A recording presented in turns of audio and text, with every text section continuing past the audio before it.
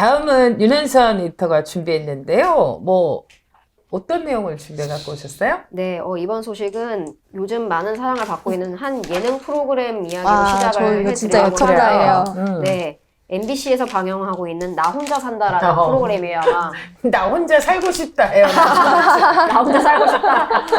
저도 이 프로그램 완전 팬인데요. 네. 이 제목 그대로 혼자 사는 사람의 24시간을 관찰하는 그렇죠. 포맷의 예능이에요. 네. 요 몇 년간 가장 인기 있는 프로그램의 자리를 지키고 있는데요.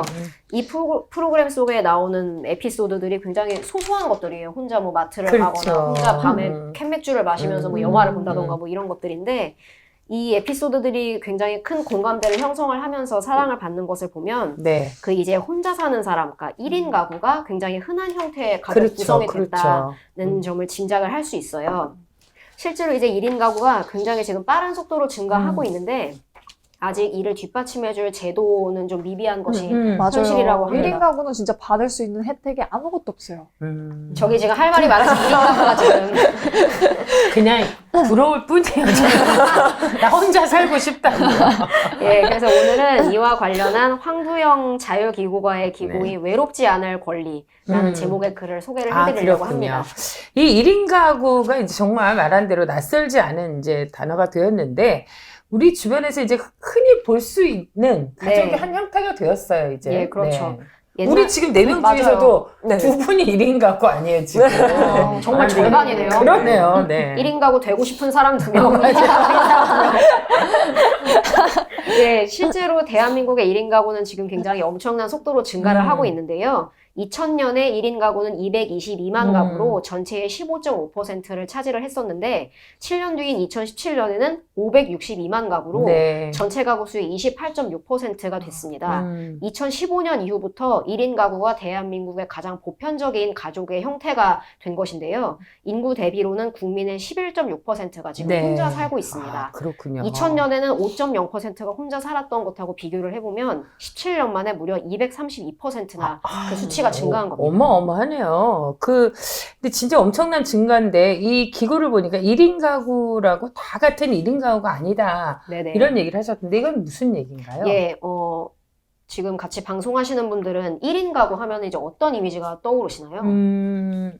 근데 요즘은 예전에는 1인 가구라기보다는 이제 나이 드신 분들이 혼자 사는 거는 그냥 독거 뭐 이랬는데 왠지 네네네. 1인 가구 하면 뭔가 좀 이렇게 젊은 사람들이 네. 자신의 삶을 좀 독립적으로 꾸려나가는 저도 그런 느낌이 들어요. 저도 그랬고, 제 주변에 1인 가구가 보통 젊은 분들이라서 그랬는지 모르겠는데, 대부분이 아마 이제 혼자 자취를 하는 대학생이나, 혹은 그쵸. 뭐 사회 초년생, 젊은 직장인처럼 네. 주로 이제 20, 30대를 생각을 하게 되실 텐데, 그런데 젊은 층에서 1인 가구가 가장 대다수를 차지하리라는 통념하고 달리 1인 가구가 가장 많이 늘어나고 있는 세대는요. 45세에서 65세까지의 진짜요? 중년층이고요. 75세 이상의 노인층에서도 굉장히 절대적으로 많은 수를 차지한다고 합니다.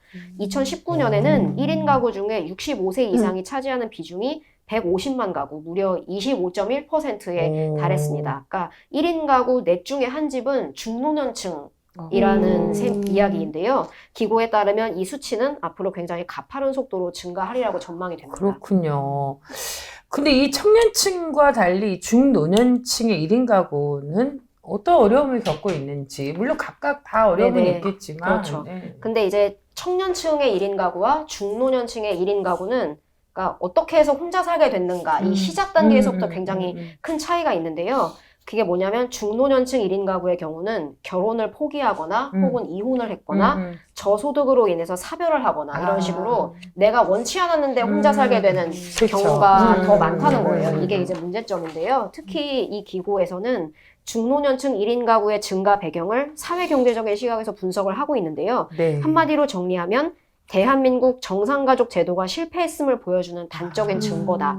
이렇게 말을 하고 있습니다. 이혼이나 경제적 빈곤 등으로 인해서 울며 겨자 먹기로 원치 않는 상황에서 1인 가구가 된 이들은 자녀 부양이나 결혼 등 정상 가족의 제도에 안착하지 못한 사람들이라는 분석입니다. 문제는 이렇게 하는 수 없이 혼자 살게 되다 보니까 박탈감이나 정서적인 공허감 같은 것을 더 크게 느끼게 된다는 것인데요. 실제로 이제 최근 몇 년 사이에 굉장히 사회적으로 문제가 되고 있는 것이 고독사가 있어요. 맞아요. 그러니까 바로 옆집에 사람이 죽었는데도 네. 몇 달이 지나서야 깨닫게 되거나 이런 음. 식으로 혼자 살다가 돌아가시는 고독사 뉴스를 이제 종종 보시게 되는데 네. 이게 고독사 같은 게 중노년 1인 가구에서 주로 발생하는 것을 음. 보면은 이 문제의 심각성을 좀 더 짐작하실 수 네. 있을 것 같습니다.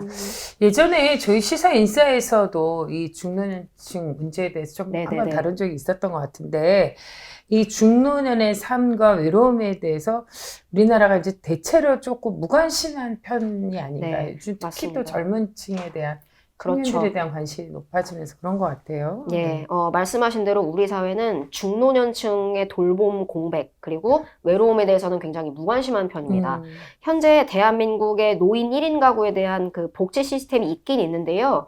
이거는 이제 의식주 해결이나 시간 때우기, 이런 부분에만 초점을 맞추고 있습니다. 네. 그러니까 외로움을 해결해주거나 고독을 해결해주는 것 같은 정서적인 공허감을 줄이기 위한 대책은 사실상 이제 없다고 봐도 무방한데요. 이거는 이제 늙어서 외로운 것은 안타까운 일이지만 당연하다. 이런 인식이 이제 은연중에 깔려 있는 것으로 보입니다. 이 노인 가구에 대한 복지가 이렇게 정서적 공허감을 줄이는 대책이 없다고 하면 중년층 1인 가구에 대해서는 이제 어떤 복지가 있을까 생각을 해보면 중년층은 그러니까 노년과 달리 아직 본인이 일을 할 수 있는 네. 나이다. 그러니까 수입을 얻을 수 있는 나이다. 이런 이유로 정책적 관심에서 완전히 벗어나 있는 거예요. 그러니까 어쩌면 노년층보다 복지 사각지대에 놓일 가능성이 그렇구나. 더 높다고 할 수 있겠죠. 이와 같이 이제 정부는 중노년층 1인 가구가 늘어나고 있는데 이들의 돌봄 공백을 사실상 방치하고 있습니다. 이제 뿐만 아니라 1인 가구에서 아까 말씀드린 고독사와 같은 네. 그런 불의의 사고가 발생을 했을 때 그 책임이 이제 오롯이 관할 공무원이나 사회복지사 이런 쪽으로 이제 떠넘겨지는 것이 현실입니다. 그렇죠. 그러니까 지금 말하는 대로 1인 가구의 그 돌봄 공백을 보통 이제 공무원과 사회복지사의 책임으로 이렇게 돌리는 경우가 많이 있지요. 네네. 네. 그건 분명히 이제 한계가 있을 것 같은데, 기고를 보니까 이제 이 잘못된 고리를 끊기 위한 대책으로 생활동반자법, 이걸 언급을 했어요. 네네, 맞습니다. 중노년층 1인 가구에서 말씀드린 대로 돌봄 공백이나 뭐 외로움 이런 것들이 굉장히 비일비재하게 일어나고 있는데 이거를 해결을 하기 위해서는 집 바깥이 아니라 집 안, 그러니까 네. 가구 내에서 누군가하고 함께 생활을 하면서 일상적으로 서로를 돌보는 이런 차원의 접근으로 해결을 해야 한다는 것인데요. 그게 바로 이제 생활동반자 관계라는 겁니다. 네. 이 생활동반자 관계는요, 두 성인이 합의하에 함께 사는 거예요. 그러면서 서로 이제 돌봐주자 이렇게 약속한 관계입니다. 혈연이나 혼인으로 맺어진 전통 가족 관계와는 이제 완전히 다르죠. 이 생활동반자 관계를 법적으로 보장받기 위한 시작의 단계로 2014년부터 생활동반자법, 이게 이제 입법 논의 진행 중인데요. 이 법에 따르면 생활동반자 관계를 맺은 사람이 국가에 등록을 하면요, 이에 따라서 함께 살아가는 데 필요한 사회복지 혜택 등의 권리를 보장을 해주고 네. 둘 사이에 이제 분쟁이 일어났을 경우에는 이걸 이제 합리적으로 해결해 줄 수 있다고 합니다. 그래서 이게 이제 이 생활동반자법이 제정이 되면 돌봄 공백과 외로움의 수렁에 빠진 이 중노년층 1인 가구의 복지에 어떤 새로운 네. 길이 열릴 수 있다. 이런 점에서 주목을 해봐야 될 법안인 것 같습니다. 그렇군요. 어쨌든 우리가 요즘 뭐 여러 가지 예능 프로 때문인지도 몰라도 저도 그랬습니다만 1인 가구가 증가한다고 하면 20, 30대 젊은 층이 정말 독립적으로 자신의 삶을 잘 꾸려가고 있다. 물론 어려운 점도 있지만 그런 줄 알았는데요. 이 중노년층 40대 중반 이후부터 60대까지가 본인이 원하지 않는, 선택하지 않는 그 1인 가구 독립된 삶을 살게 되면서 굉장히 어려움에 처한 경우가 많고 네. 70대 이상도 급격하게 늘고 있다고 하니까요.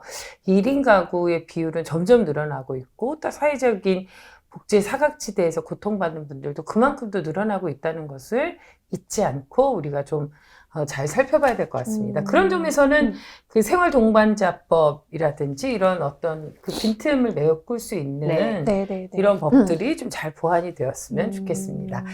오늘 아주 알찬 내용이었어요. 역시 기대에 저버리지 않고 삶의 체험이 아니죠. 네. 저희가 이번에 소개해드린 음. 책이 이게 설 합병호라 그래가지고 네, 네. 평소보다 굉장히 두꺼워요. 두툼하거든요. 네. 예, 그래서 읽어보실 네, 거리가 가득 이주치를 담겨있습니다. 한꺼번에 몰아서 한 그래요. 번에 담았습니다. 아주 산뜻하게 만들었네요. 빨간색으로. 네, 좋아요. 오늘 여러분들과 함께했던 시사 인싸 시즌 1 오늘 제가 진행을 하는 마지막 날인데요. 벌써 1년이 꼬박 1년이나 네, 되었어요. 너무 아쉬운 소식입니다. 아, 네. 그렇죠. 최광기 저희가- 사회자를 만나려고 저희 시사 인사를 보는 분들도 분명히 계실 텐데. 그럼요. 그렇죠. 네, 여기 어머니, 저기 세 분 있어요.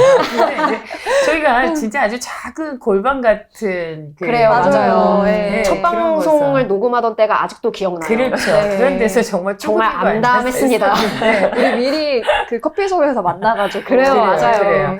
여러 가지 정말 저도 개인적으로 여러 가지 추억이 좀 새록새록하고요. 무엇보다도 시사인사를 통해서 전달해 드리는 것도 있었지만 저도 참 많이 배웠습니다. 앞으로도 이 프로그램 못지않게 시사인에 대한 애정을 다른 곳에서 여러분과 함께 또 다른 독자의 이름으로 함께 하도록 하겠습니다. 여전히 제가 하고 싶은 말은 시사인은 여러분의 관심과 사랑으로 지금까지 왔던 것처럼 또 더 큰 사랑으로 채워나갈 거라고 믿습니다. 저의 빈자리 우리 독자의 이름으로 가득 채워주시면 어떨까요? 좋아요, 구독, 알람 꼭 눌러주세요. 빈자리 함께 채우려면 해주신- 진짜 많이 필요할 것 같아요. 함께 해주신 여러분 다시 한번 감사드립니다. 고맙습니다. 고맙습니다. 감사합니다. 수고하셨습니다.